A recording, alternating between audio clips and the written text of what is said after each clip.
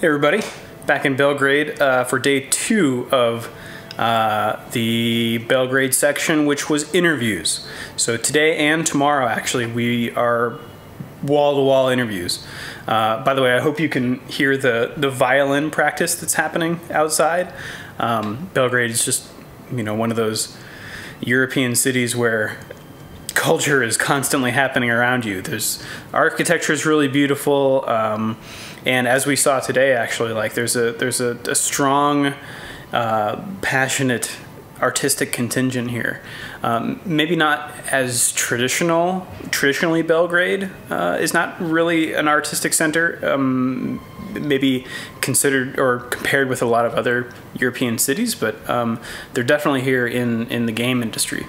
So let's see, we started with a guy, I'm having a lot of trouble with names here, but we've written them down, so I'll be able to put them in the lower thirds. But our first stop was Miroslav. So Miroslav is actually, he's part of a game company here called Zero Gravity, but he's also the guy that kind of arranged, he knows everyone, so he arranged all of our interviews basically in Belgrade.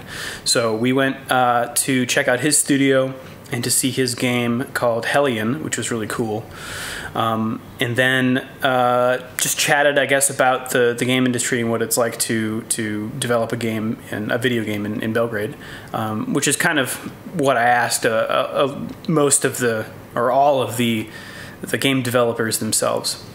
It wasn't all game developers though. So after Miroslav, he took us around to a few of his other contacts, including a guy named Moses, who owns an arcade in a mall. I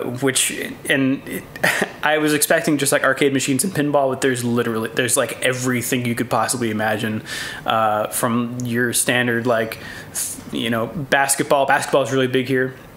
So the basketball hoop, nets, air hockey, foosball, Dance Dance Revolution, light gun games, a VR area. It's just, there's so much. So he was really interesting to talk to, because he also, not only does he run that arcade, but he also does he helps put on a convention, or what did he call it? I mean, it's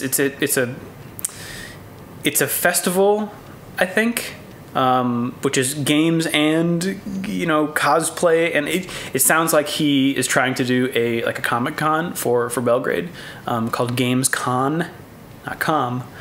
So that was he really funny guy and pretty interesting to talk to.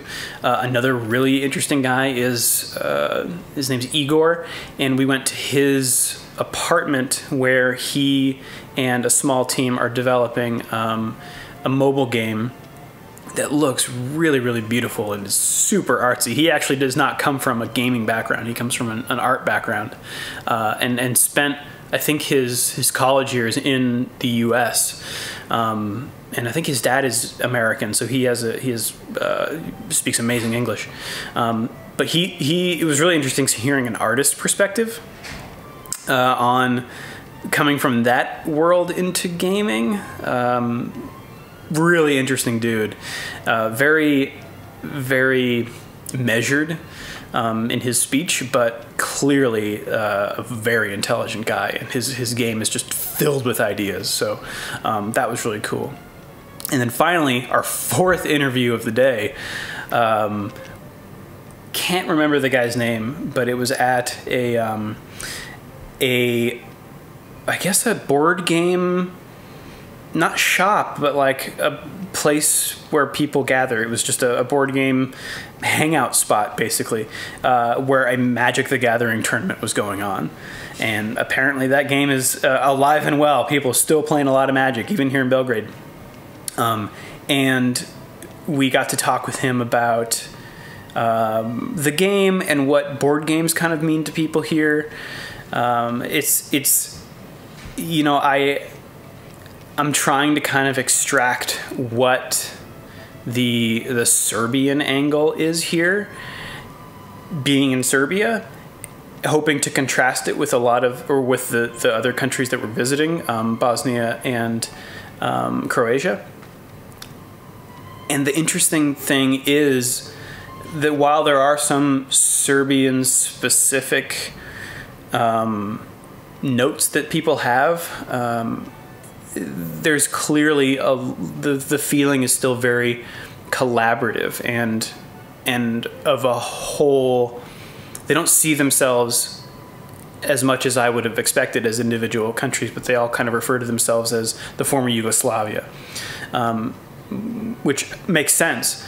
But I thought was really interesting from especially in the game development side, the collaborative aspect. So I'm getting what I had hoped to get from that angle, which is like the very much what is the modern state and how do people communicate together. So that's all been interesting to hear everyone talk about. I don't know yet how I'm going to arrange this all in a video. It might be as simple as here's the Serbia video, here's the Croatia video, or we might do it on themes, or we might do it on types of games, like here's the video game video or the board game video. I'm not sure yet, but so far things are going well, and I'm excited to talk to the people tomorrow.